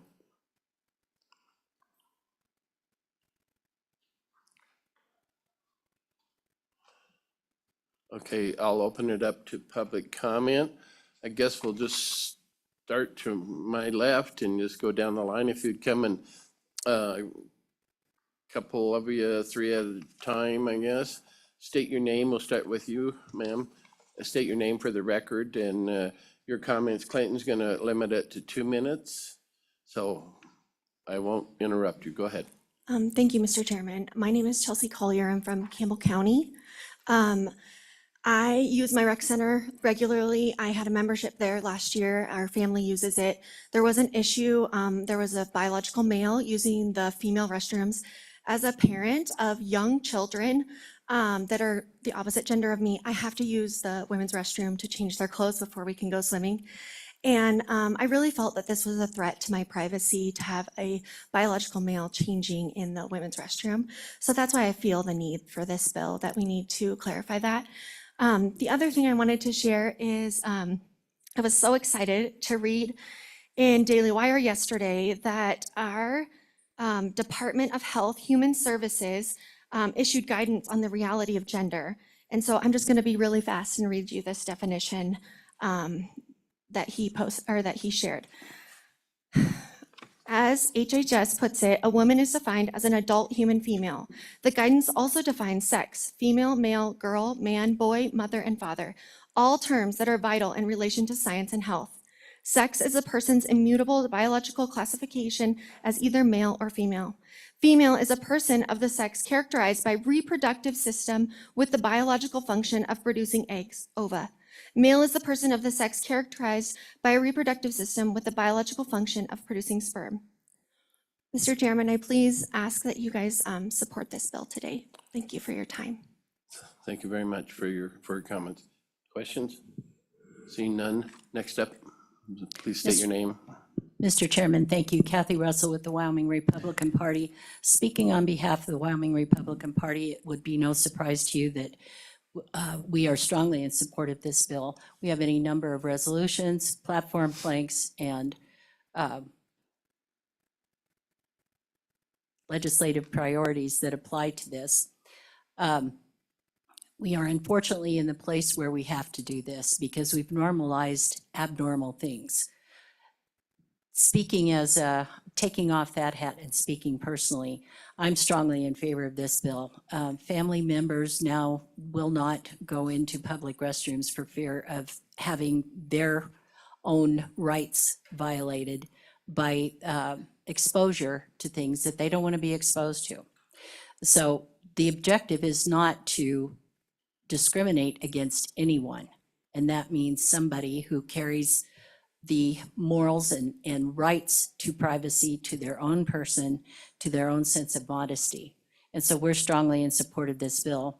One of the things I would bring to your attention is on page 4, lines 10 and 11. One of the things that is not included is the practice we have now of assigning sexes. And I can tell you from personal experience, I know of a middle school girl who was assigned through bullying to accept the assignment of a bisexual person. She was even given a name to use as a bisexual person. And this happened with the teacher. The enforcement was through a teacher and students.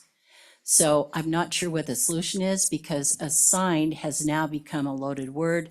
It has been co-opted. The meaning and the intent of that word has been co-opted. So I'm not sure how to fix that, but those things are happening. So I would stand for any questions. Thank you. Any questions? Thank you, Kathy. Appreciate it. Next up, please state your name for the record. Thank you, Mr. Chairman. My name is Patricia McCoy, and I'm speaking in support of House Bill 32. This common sense legislation provides much needed clarity on basic definitions that have served Wyoming families and communities well for generations. At its core, this bill does three fundamental things. First, it establishes clear, straightforward definitions that reflect the basic reality we all understand, that humans are born either male or female. Second, it ensures our government institutions can collect accurate data about our population to better serve our communities. And third, it protects the right to have separate spaces and accommodations where biological differences matter for privacy and safety. I particularly appreciate how this bill addresses real-world concerns. For example, it ensures that mothers and daughters can feel safe, secure, and private spaces, that our schools can maintain appropriate separate facilities, and that our medical and crime statistics accurately reflect what's happening in our communities. These aren't abstract concepts, these are practical matters that affect Wyoming families every day. The bill also shows remarkable foresight in how it handles unique situations. It includes provisions for persons with medical conditions, ensures appropriate accommodations where needed, and maintains respect for individual dignity while protecting community standards. This balanced approach demonstrates that we can maintain clear standards while still addressing individual circumstances with compassion. One of the bill's greatest strengths is its clarity. It doesn't require complex interpretations, nor does it leave room for confusion. It simply codifies what Wyoming citizens already know to be true and provides a legal framework to protect these basic understandings. I should note that this legislation works particularly well alongside House Bill 72, which provides practical guidelines for implementing these principles in our public facilities. Together, these bills give our institutions the clear direction they need to serve all Wyoming citizens while maintaining appropriate protections for privacy and safety. In closing, this bill isn't about politics. It's about preserving common sense in our laws and protecting the privacy and safety of all Wyoming citizens. It provides the clear definitions and standards needed. All right, thank you. Any questions? Thank you much for your testimony. Appreciate it. If another 2 or 3 or 4, looks like there's 3 or 4 of you want to speak. You made it to the desk first, so state your name for the record, please. Thank you, Mr. Chairman. My name is Jeanette Ward, and I'm speaking on behalf of myself. I come to you today very grateful that this bill is being heard. The people of Wyoming have spoken, and they agree that the privacy and safety of women and men matter. As a doula, I have assisted in over 60 births. While I'm no medical doctor or nurse, I can say one thing with absolute certainty. Women, and women only, are designed to carry and bring babies into the world, and this truth is amazing. While pregnant, a mother's body produces the hormones necessary to support her growing baby until the placenta, an organ her body also creates, takes over. During the second stage of labor, a mother's pelvis widens just enough to bring her baby from the womb and into her arms. A mother's milk changes, adjusting to her infant's nutritional needs as she grows.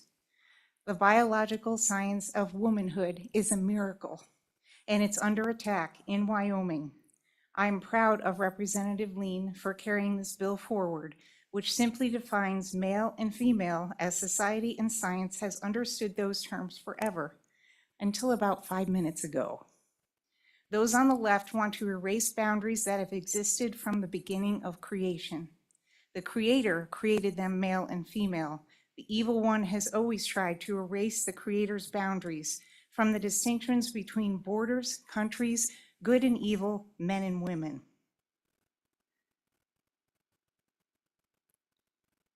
Woe to those who call evil good and good evil, who put darkness for light and light for darkness, who put bitter for sweet and sweet for bitter. Stand strong in standing for the created order in biological and scientific sense, and please pass this bill. Thank you, Jeanette, former representative. Appreciate it. Any questions? None. Thank you for your testimony. Next, state your name for the record, please. Hi, I'm Sherry Davis from Cook County, and I appreciate the opportunity to speak today.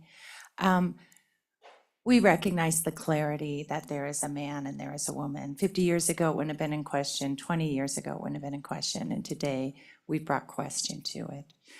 The struggle is we've confused people's feelings and emotions and thoughts with reality. And we don't want to belittle the struggle they face. I don't think that's appropriate. But to compromise women and their safety and their scholarships and their university dorms and their bathrooms. I mean, I think we're all aware of the case in Virginia where the boy was allowed to use the girls' bathroom in the school and she was molested. And then they put her in another school where he did it again. And now there's a $30 million lawsuit looking at that. And I don't think any of us want that. We are talking about common sense. I'm not saying every guy that wears a skirt is going to do that. There's certainly people that take opportunistic behavior in circumstances. Women work hard. Women's worked hard for freedom. Women's worked hard for rights. And now they're being stolen away. Scholarships, safety, everything's being stolen away because we say, well, what is a woman? We know what a woman is. Please protect our women. Thank you. Thank you. Any questions for? Thank you for your testimony. Next up, is Sarah. Thank you, Mr. Chairman. Sarah Burlingame, Executive Director of Wyoming Equality. We are in opposition to this bill. And I just have two things to bring in front of you if you weren't familiar. And I've emailed all of you so that you have the full court case if you want to peruse it. On the 18th, I think that was Monday, the Montana 4th Judicial Court ruled that the parallel bill in Montana was unconstitutional. And they ruled that for a number of factors, but they paid particular attention to how this bill affected intersex Montanans. And we would raise the same issue here in Wyoming. And I'm just going to read from their summary. They said, as demonstrated by intersex plaintiffs, quote, the biological and genetic indication of male and female at birth can include a mix of both. In such cases, a doctor may proceed to elect a sex designation for a child, subjecting them to the psychological, behavioral, and social experiences of being treated and identified as the sex chosen by the doctor. This may occur even without the child knowing that their biological composition is different than their peers, only learning later when complications arise during puberty. I would just put a note and say that actually 25 is the average age when people discover that they have an intersex identity. Some as late as 80, some at birth. By declaring as a matter of law that human beings can only be exactly one of two sexes, this bill explicitly excludes people like Atwood and Aloya from the definition of human beings, causing immediate harm traceable to this bill. In addition to lacking legal recognition under the law, individual plaintiffs also assert that this bill restricts their ability to self-identify their gender. And we know that that's the intention of this bill, is to limit the right to self-identify. And we're very open to creating spaces where people feel safe and comfortable with their children in a variety of ways. Am I at time? Yep. Can I make a quick? Really quick, or Yeah. we're gonna have to cut you off. Camille Spoonhunter, who's a Two-Spirit individual and started Wind River Two-Spirit Advocacy, just notes that as a Two-Spirit individual, they have been on this land since long before we were and have been acknowledged and respected within their communities, and that they consider themselves discriminated by this bill. Okay, all right. Any comments? Thank you, Sarah, for your comments. I would Mr. just Chairman. comment, what another state does is their business. Wyoming will do what Wyoming wants to do. Thank you. Amen. Next up, Representative. Thank you, Mr. Chairman. Representative Laurie Bratton, representing House District 51. And thank you for hearing this bill today. I am a biologist, and I'm happy to sit before a very ranchy bunch of senators. So I don't. Says with respect. With respect, absolutely. And I don't have to explain the differences between male and female, certainly to you all. And I actually believe that this bill does cover, and the sponsor certainly can speak to the issue, the very, very rare instances of intersex. But what I would like to say is, as a legislator, we need a definition for male and female. For man and woman, boy and girl is over 200 times in state statute. And that is why we need to define our terms. So that's what I have to say. Thank you very much. Thank you. Any questions? Thank you. Are there other legislators who'd like to speak? Or are you just here to listen? All right. Any other people in the room that would like to comment? If not, we'll go on, start online. We got a number of people online. Clayton, bring in the first one, please.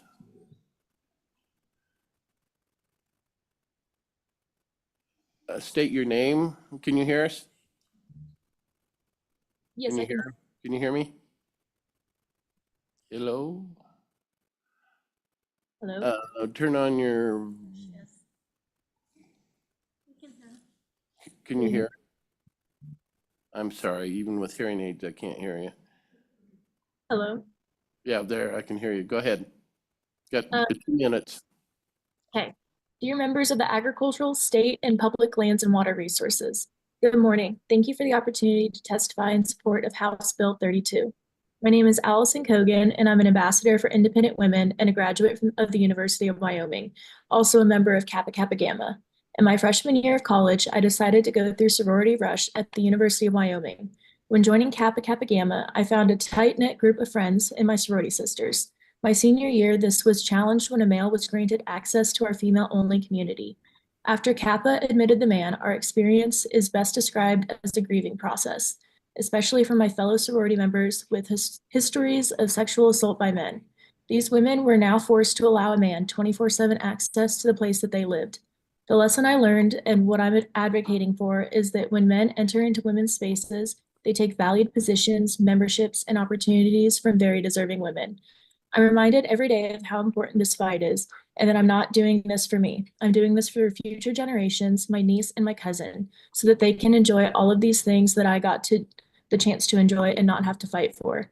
I share my experience today to qualify why it is so important for the Wyoming legislature to pass the House Bill 32. If passed into law, this bill would help protect women's hard-earned rights and spaces. By defining common sex-based words like woman and female, already used in 252 unique Wyoming statutes. This bill will help safeguard female opportunities and private spaces from attack by those who seek to manipulate the definition of words to achieve policies that lack political support.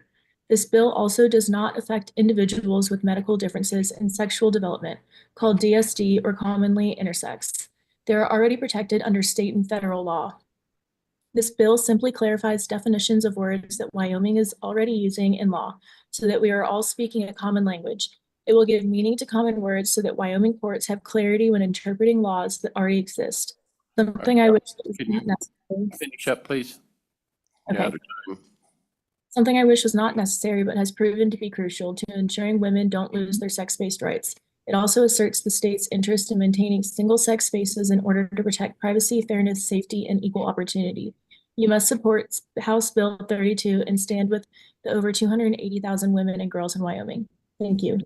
All right, thank you. Any questions? Thanks for your testimony.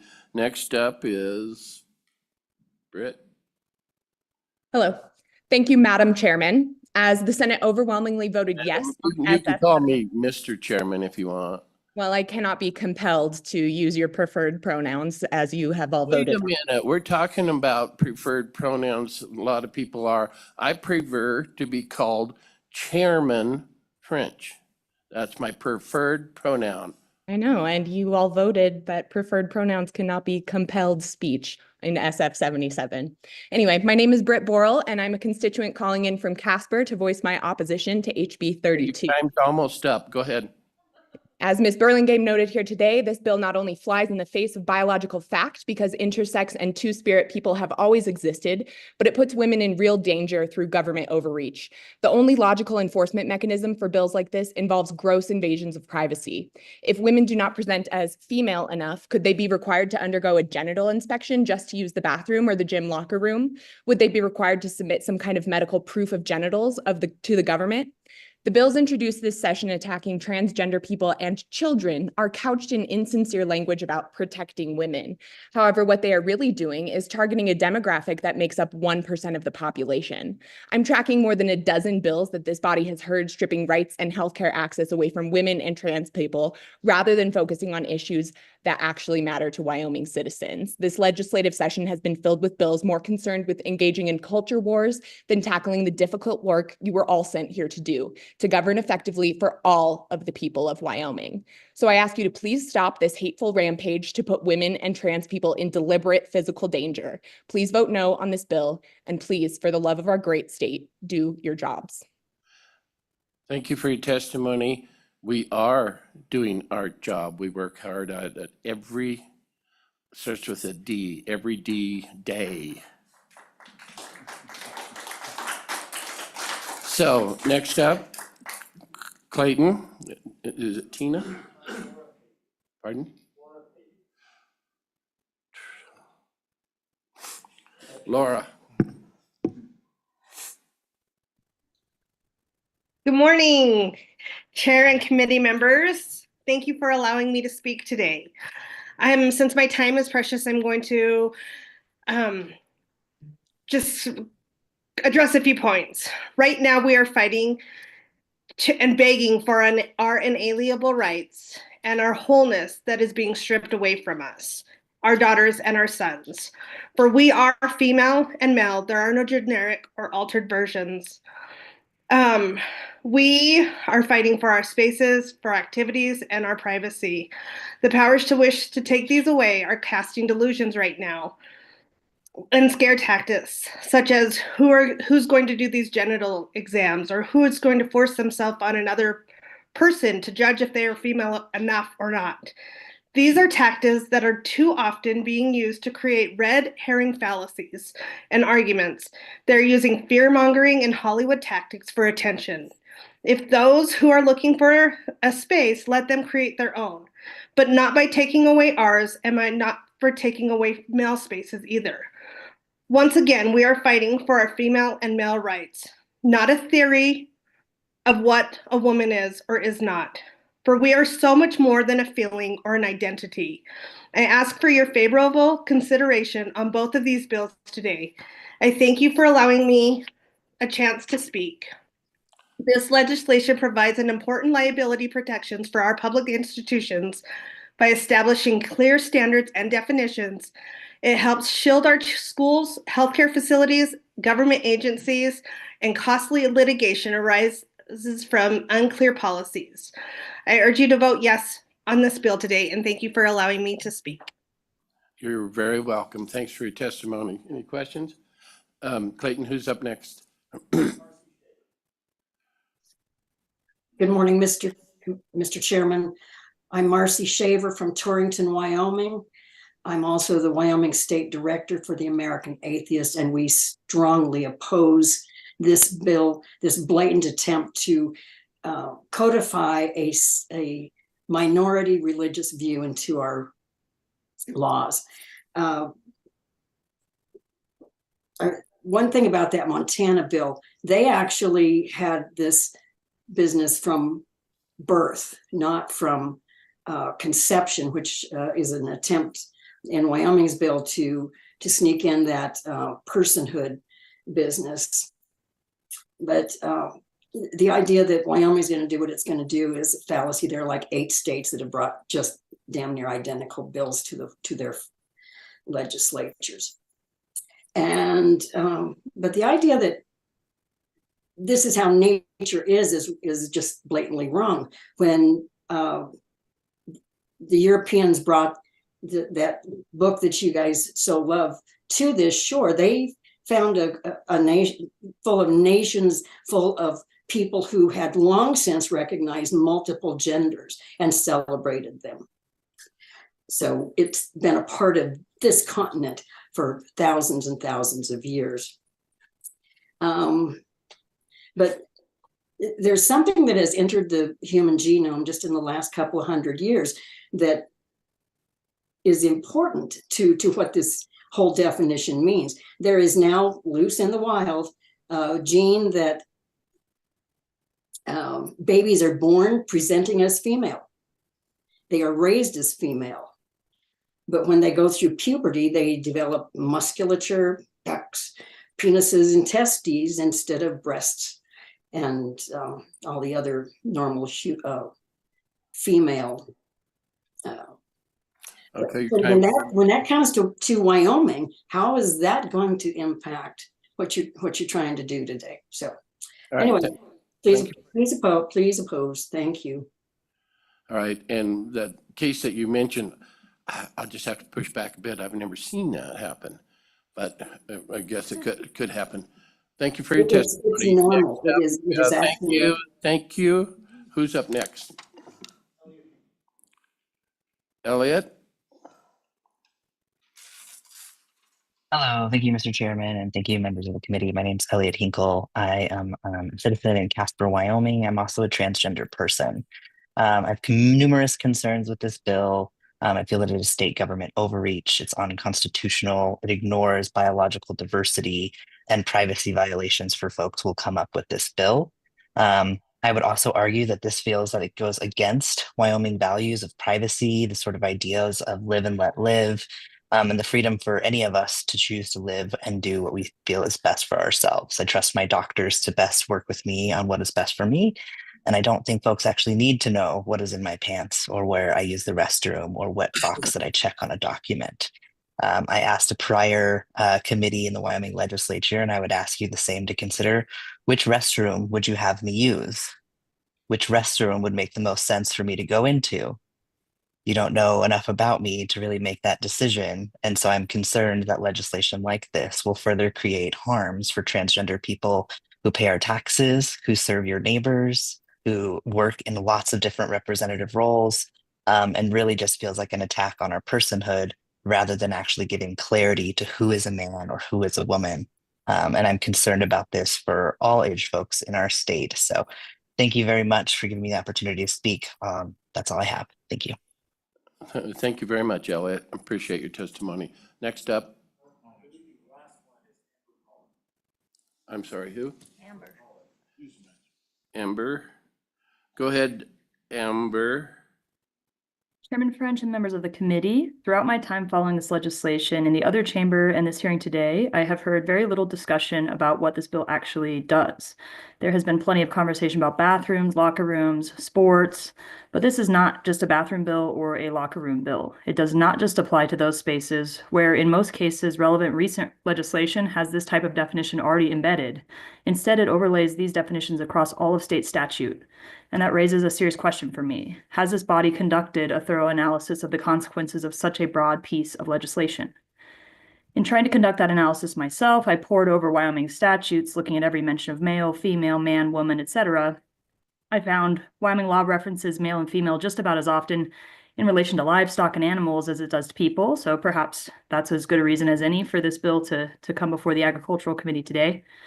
But more importantly, I also found that these terms appear in a wide range of legal contexts: family law, healthcare, assault and battery, inheritance, and more. The bill sponsor suggested that this bill will help the courts, yet based on the discussion thus far, I remain unconvinced that enough research has been done to determine whether these definitions will clarify these legal matters or instead create new complications. Will they align with existing statutes, or will they create conflicts and confusion? The sponsors also argued that because our state constitution states that both male and female citizens shall equally enjoy civil, political, and religious rights, we must legally define these terms. But I don't think we need a legislative definition to understand that what is really meant by the Constitution is that all citizens enjoy these rights. It should never be incumbent on a citizen to prove what body parts they have, had, will have, or would have had in order to access their fundamental rights.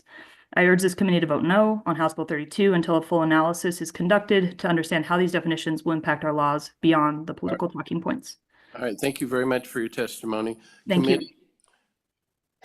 It's roll call time, but this is going to take another 15 minutes. Do you want to finish this up? All right, we're going to finish this up. Clayton, who's next? We don't have anyone else online?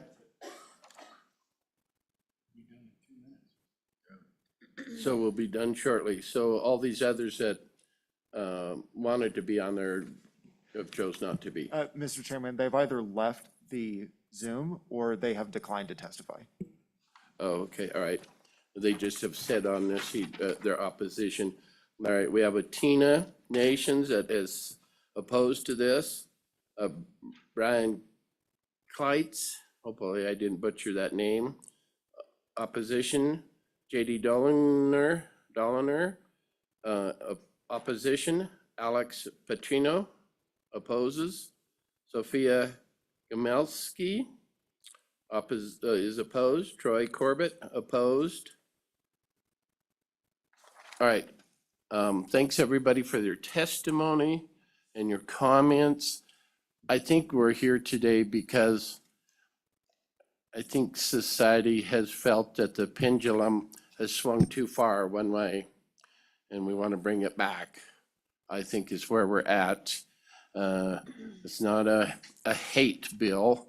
It's just something that society is saying, let's bring it back kind of more normal here. Anybody want to move the bill? The bill has been moved by Senator Ide, second by Senator Pearson. Is there further comments or any amendments to the bill?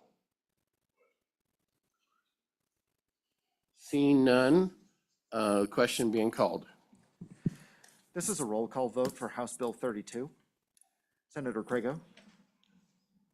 Excuse, leave it open in case he comes in to vote. Senator Ide? Aye. Senator McEwen? Aye. Senator Pearson? Aye. Chairman French? Aye. Mr. Chairman, that is 4 ayes. All right. House Bill 32 has passed. And everybody out there, doesn't matter what side you're on this, we do appreciate and respect your comments. We truly do. You know, we all have a little bit of different opinion on things, but we respect everybody's right to comment. So with that, the Ag Committee is adjourned. Thank you, everyone.